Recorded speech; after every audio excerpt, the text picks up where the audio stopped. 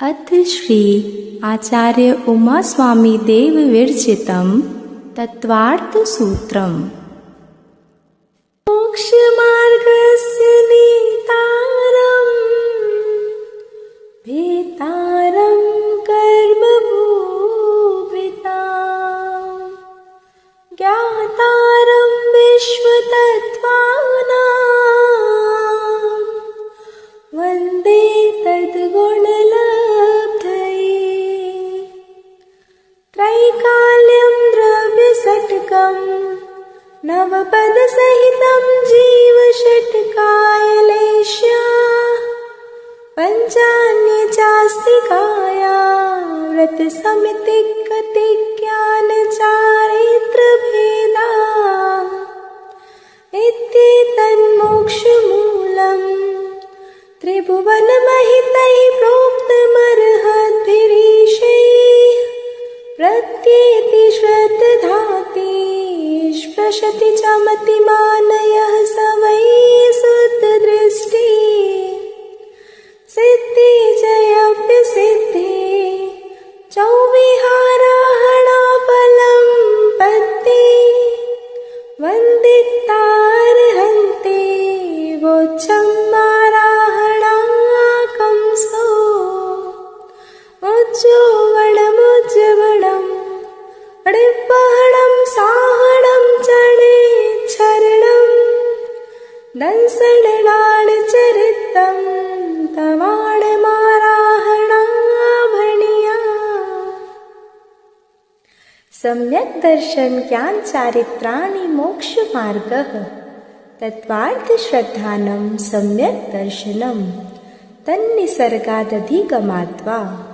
जीवाजीवाश्रवबन्धसंवर निर्जरा मोक्षास्तत्त्वं नाम स्थापना द्रव्यभावतस्तन्यासः प्रमाणनैरधिगमः निर्देशस्वामित्व साधनाधिकरण स्थिति विधानतः सत्संख्या क्षेत्र स्पर्शन कालांतर भावाल्प बहुत्वैश्च मति श्रद्धावधि मनः पर्यय केवलानि ज्ञानम् तत्प्रमाणे आद्ये परोक्षं प्रत्यक्षमन्यत् मतिः स्मृतिः संज्ञा चिन्ताभिनिबोध इत्यनर्थान्तरं तदिन्द्रियानिन्द्रियनिमित्तम्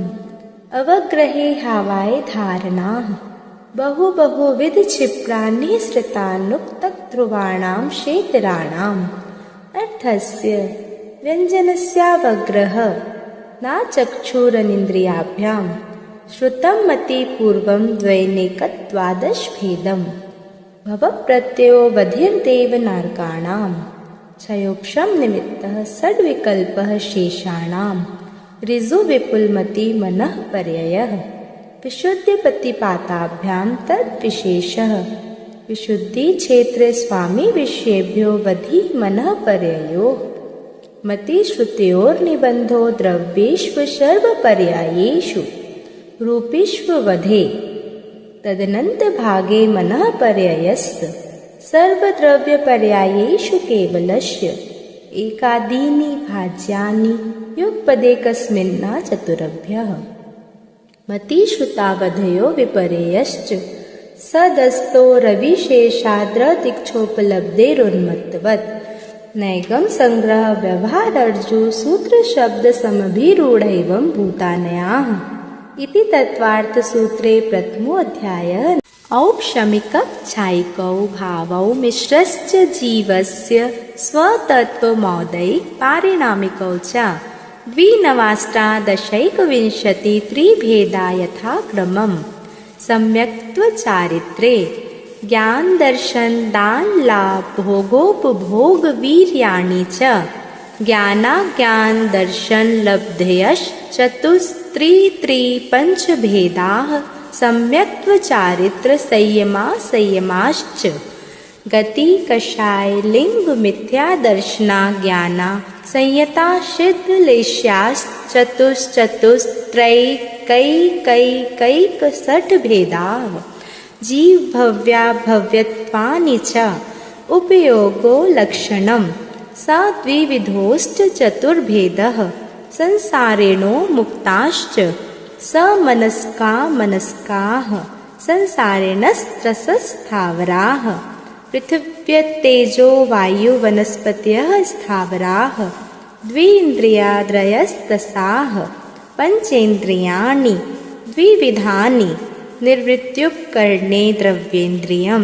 लब्ध्युपयोगो भावेन्द्रियं स्पर्शन रसन घ्राण चक्षुः श्रोत्राणि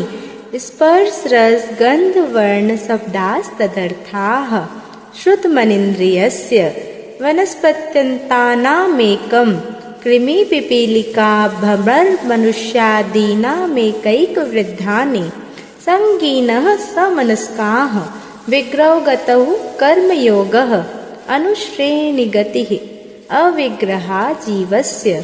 विग्रहवती च संसारिणः प्राक्चतुर्भ्यः एक सम्या विग्रहा एकं द्वौ त्रीन् वानाहारकः सम्मूर्छनत् गर्भोपपादा जन्म सचित् शीत संवृत्ताः शेतरां ऋष्राश्च चैकसस्तद्योनयः जरायुजाण्डस्पोतानां गर्भः देवनार्काणामुपपादः शेषाणां सम्मूर्छनम् औदारिक वैक्रियकाहारक तैजष्कर्मणानि शरीराणि परं परं सूक्ष्मं प्रदेशतो संख्ये गुणं प्राक् तैजसात् अनंत गुणे परे अप्रतिघाते अनादि संबंधे च सर्वस्य तदादीनि भाज्यानि युगपदे कस्मिन्ना चतुरभ्यः निरूपभोगमन्वितम् गर्भ सम्मूर्छनज माध्यम औपपादिकं वैक्रियकं लब्धि प्रत्ययं च तैजस्मपि शुभं विशुद्ध्यमव्याघाति चाहारकं प्रमत्त संयुक्तस्यैव नारक सम्मूर्छिनो नपुंसकानि ना देवाः शेषास्त्रिवेदाः औपपादिक चरमोत्तम देहा संख्ये वर्षायुषो नपवर्त्यायुषः इति तत्वार्थसूत्रे द्वितीयो अध्यायः। रत्नशर्करा बालुका पंकधूमतमो महात्मः प्रभाभूम्यो घनाम्बुवाताकाशप्रतिष्ठाः सप्ताधोधः तासु 30 पंचविंशति पंचदश दश त्रिपंचोनैक नरक्षत सहस्राणि पंचचैव यथाक्रमम् नारका नित्या शुभतरलेश्या परिणाम देह वेदना विक्रियाः परस्परोदीरित दुःखाः संक्लिष्टा सुरोदीरित दुःखाश्च प्राक् चतुर्थाः तेष्वेक्त्री सप्तदश द्वाविंशति त्रयस्त्रिंशत् सागरोपमा सत्त्वानां परास्थितिः जम्बूद्वीप लवणोदादयः शुभनामानो द्वीप समुद्राः द्विर्विष्कम्भाः पूर्वपरिक्षेपिणो वलयाकृतयः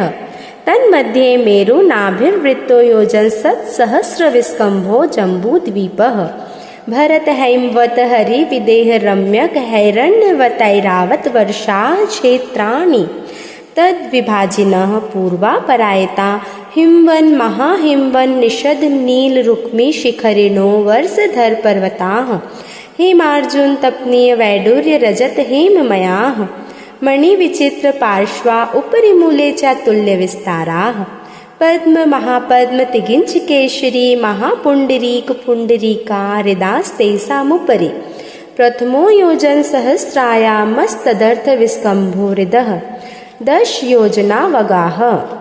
तन्मध्ये योजनं पुष्करं तद्विगुणद्विगुणा हृदाः पुष्कराणि च तन्निवासिन्यो देव्यः श्रीहृधृति कीर्ति बुद्धि लक्ष्म्यः पल्योपम स्थितः ससामानिक परिसत्काः गंगा सिंधु रोहित रोहितास्या हरिधरिकांता सीता सीतोदा नारी नरकांता सुवर्ण रूप्यकूला रक्ता रक्तोदा सरितस्तन्मध्यगाः द्वैर्द्वयो पूर्वाः पूर्वगाः शेषास्त्वपरगाः 14 नदी सहस्र परिवृत्ता गंगा सिंधाद्वयो नद्यः भरतः 26 पंचयोजन शत विस्तारः 6 चैकोनविंशति भागा योजनस्य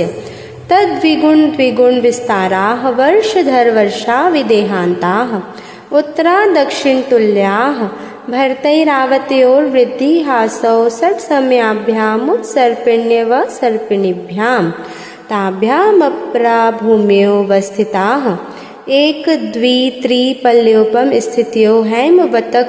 हारिवर्षक दैवकुर्वकाः तथोत्तराः विदेहेषु संख्ये कालाः भरतस्य विस्कम्भो जम्बूद्वीपस्य 90% द्विर्धात्की खण्डे पुष्करार्धे च प्राङ्मानुषोत्तरान् मनुष्याः आर्या मलेच्छाश्च भरतैरावत विदेहा कर्मभूम्योऽन्यत्र देवकुरुत्तर कुरुभ्यः नृस्थिति परावरे त्रिपल्योपमान्तर्मुहूर्ते तिर्यग्योनिजानां च इति तत्त्वार्थसूत्रे मोक्षशास्त्रे तृतीयोऽध्यायः। देवाश्चतुर्निकायाः आदितस्त्रिसुपितान्तलेश्याः दशाष्टपञ्चद्वादश विकल्पाः कल्पोपपन्नपर्यन्ताः इन्द्रसामानिक त्रायस्त्रिंश पारिषदात्मरक्ष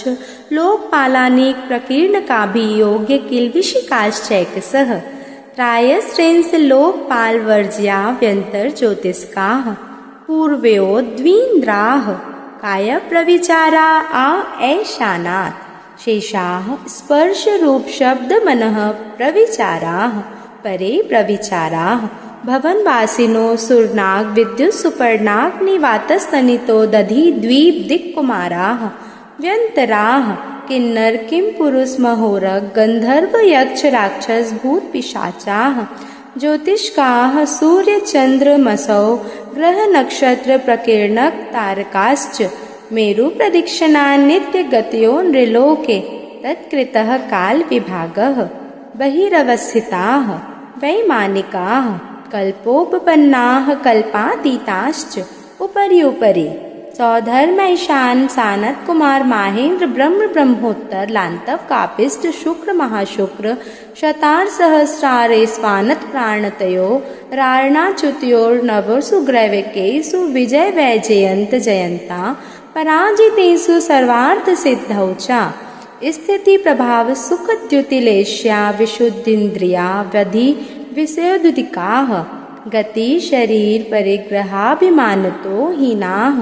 पीत पद्म शुक्ल लेश्या द्वित्रिशेषेषु प्राग्दैविकेभ्यः कल्पाः ब्रह्मलोकालया लौकान्तिकाः सारस्वता दित्यवन्य ऋणगर्दतोय तुसिता व्याबाधारिष्टाश्च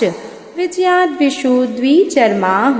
औपपादिक मनुष्येभ्यो शेषास्तिर्यज्ञोनयः स्थितिरसुग नाग सुपर्ण द्वीप शेषाणां सागरोपम त्रिपल्योपमार्दहीनमिता सौधर्म ऐशानयो सागरोप में अधिके सानत कुमार माहेन्द्रयो सप्त त्रिसप्त नवैकादश त्रयोदश पंचदशभिरधिकानि तु आर्णाच्युता दूर्ध्वमेकैकेन नवशु ग्रैविकेषु विजयाद्विषु सर्वार्थसिद्धौ च अपरापल्योपम अधिकं परतः परतः पूर्वा पूर्वानन्तरा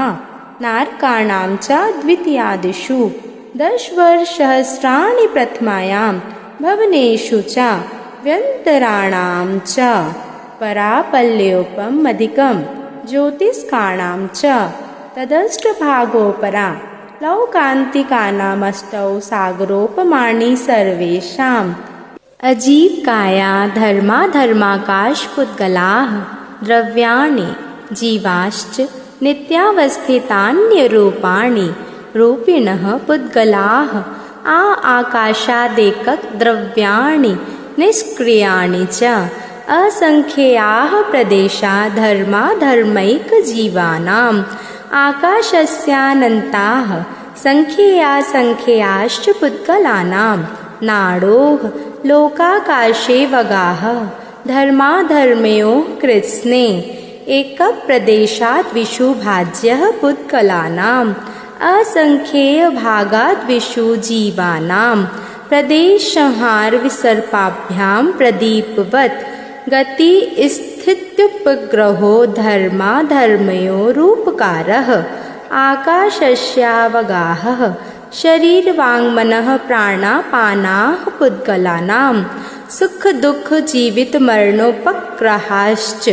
परस्परोपग्रहो जीवानां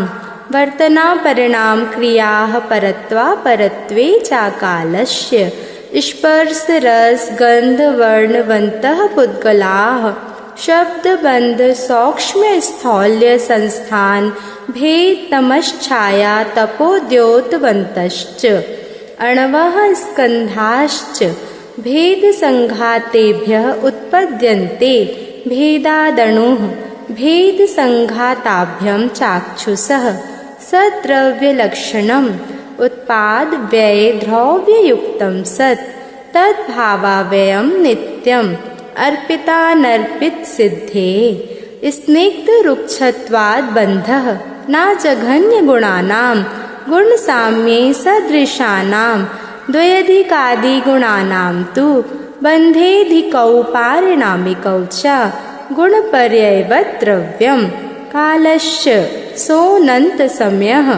द्रव्याश्रया निर्गुणाः गुणाः तद्भावः परिणामः इति तत्त्वार्थसूत्रे 5मो अध्यायः।